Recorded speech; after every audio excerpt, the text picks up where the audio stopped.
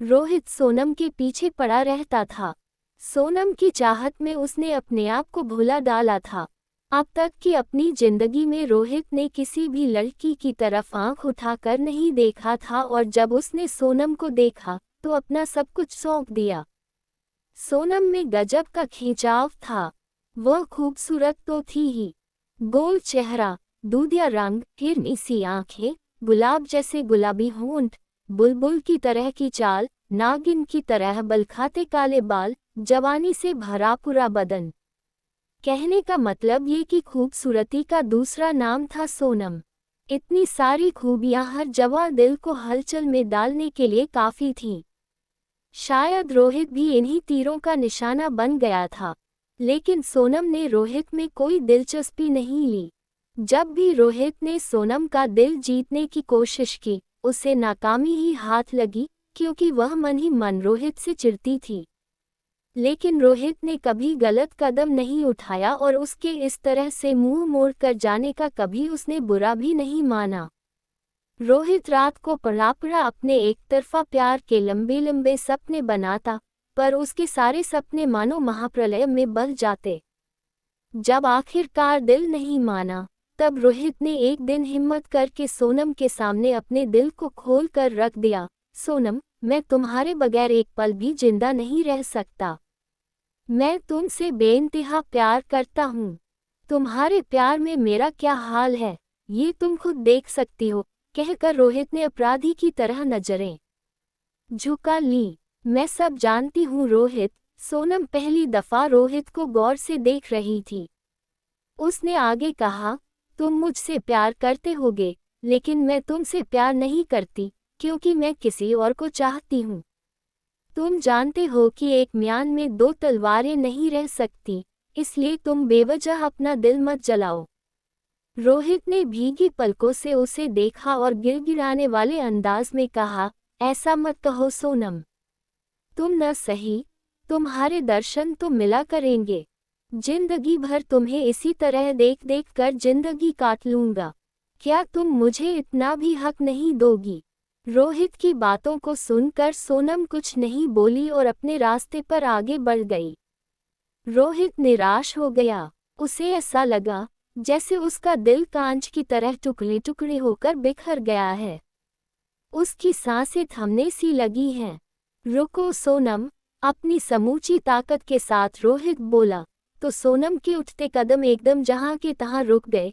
इतना तो बताती जाओ कि वह खुशनसीब कौन है, जिसे तुम्हारा प्यार मिल रहा है। उसने एक ही सांस में कह डाला, शिवम। कहकर बगैर पीछे देखे ही सोनम तेजी से बढ़ गई और पल भर में ही वह रोहित की आंखों से ओझल हो गई। सोनम के प्रेमी का नाम जानते ही रोहित के दिमाग की घंटियां बज उठी। वैसे तो शिवम में कोई कमी नहीं थी। देखने में खूबसूरत, हट्टा कट्टा जवान था, लेकिन हर चमकने वाली चीज सोना नहीं हुआ करती है। यह मुहावरा शिवम पर फिट बैठता, क्योंकि शिवम का चरित्र ठीक नहीं था। उसने न जाने कितनी ही भोली भाली मासूम लड़कियों को बर्बादी के कगार पर पहुंचा दिया था। काफी देर तक रोहित विचारों में खोया रहा।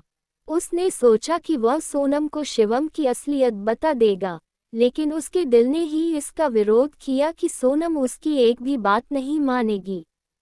उल्टे उसे ही छलिया फरेबी कहेगी। हेलो शिवम, सोनम ने दूर से ही पार्क में बैठे शिवम को संबोधित किया, जो अपने 2-3 दोस्तों के साथ किसी खास मुद्दे पर बात करने में मशगूल था। हेलो डार्लिंग, शिवम भी जवाब में मुस्कुराया और बोला, प्लीज सोनम, तुम कुछ देर वहीं बैठो, मैं अभी बात करके आता हूँ। सोनम चहकती हुई किसी आज्ञाकारी नौकर की तरह वहीं बैठ गई। शिवम के दोस्त सोनम को कामुक नजरों से देख रहे थे। एक दोस्त ने होठों पर जीभ फेरते हुए कहा, यार शिवम, चिड़िया तो गजब की फंसाई है, इससे खेलने को दिल करता है।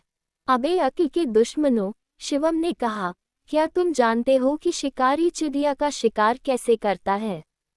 पहले अनाज के दाने डालता है, फिर जाल बिछाता है और उसके बाद धीरे धीरे जाल समेटता है। समझे? जोरदार हंसी के ठहाके से पाक गूंज उठा। वाह, मान गए शिवम भाई, एक ने दाद दी। हंसी सोनम ने भी सुनी थी, लेकिन वह इसके मतलब से अनजान थी। शिवम ने सोनम को सच्चे दिल से कभी प्यार नहीं किया। वह तो उसे केवल खिलौना समझता रहा। उस दिन के बाद रोहित के दिल में एक कसक सी भर गई। कसक इस बात की नहीं थी कि उसे सोनम का प्यार नहीं मिला, बल्कि इस बात की थी कि वह सोनम की जिंदगी के हरे भरे बाग को उजड़ने से कैसे बचाए। क्या वह सोनम के सामने शिवम के गलत कामों का कच्चा चिट्ठा खोल कर रख दे? पर उसके सामने एक ही समस्या थी कि वह सोनम को सच्चाई से कैसे परिचित कराए। एक दिन सोनम ने जैसे ही शिवम के कमरे में कदम रखा, अंदर का नजारा देखकर उसकी आंखें फटी की फटी रह गईं। डर से उसके पैर कांप गए, क्योंकि शिवम अपने दो दोस्तों के साथ शराब पी रहा था। शिवम, तुम शराब पीते हो? कांपते होठों से सोनम ने पूछा। शिवम के दोस्तों ने कामुक नजरों से सोनम को देखा।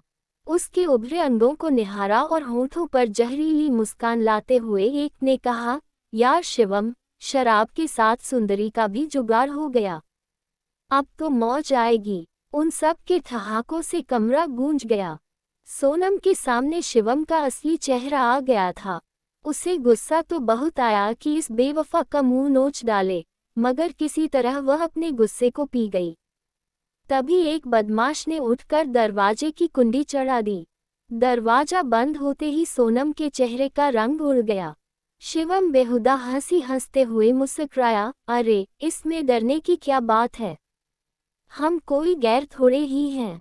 तुम मेरी माशूका हो ना डार्लिंग। शिवम के मुंह से शराब की बदबू आ रही थी। जाने मन, हमें इस मतवाली जवानी का मजा चख लेने दो। शिवम ने सोनम की कलाई पकड़कर उसे अपनी ओर खींचा। चटाक! अगले ही पल शिवम के गाल पर सोनम का झन्नाटेदार थप्पड़ पड़ा, तो वह तिलमिला गया। लेकिन एक अकेली लड़की उन तीनों से कब तक लड़ती? आखिर वह हार गई। उसने उन दरिंदों से अपनी इज्जत की भीख मांगी, पर सब बेकार रहा। वह बेचारी लुट गई थी। जिसे अपनी जवानी का रक्षक समझ था, वह भक्षक निकला और उसे अपनी हवस का शिकार बना डाला। तभी रोहित वहां आ पहुंचा और जैसे ही वह दरवाजे के करीब पहुंचा, उसे अंदर से किसी औरत के चीखने की आवाज सुनाई दी।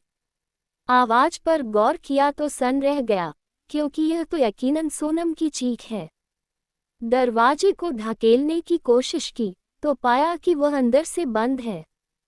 जब भीतर जाने का कोई रास्ता दिखाई नहीं दिया, तो उसने दरवाजा तोड़ने का मंसूबा बनाया और इसमें कामयाब भी हो गया।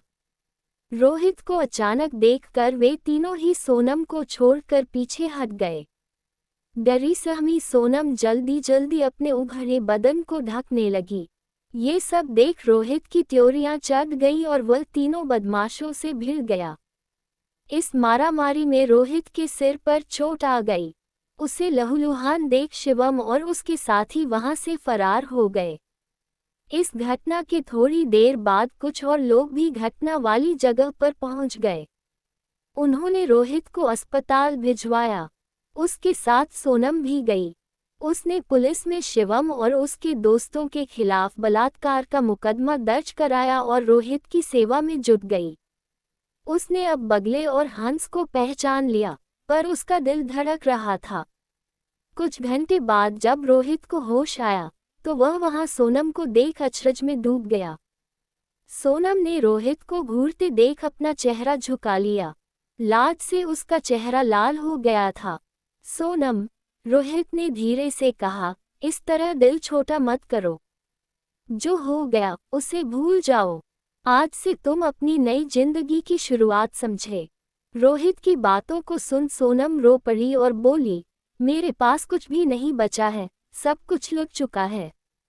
अब तो मौत ही मुझ कलंकिनी की जिंदगी सुधार सकती है। किसी ने तुम्हारा कुछ नहीं बिगाड़ा है सोनम। रोहित ने उसकी कलाई पकड़ी और बड़े प्यार से कहा, तुम वही सोनम हो जो पहले थी।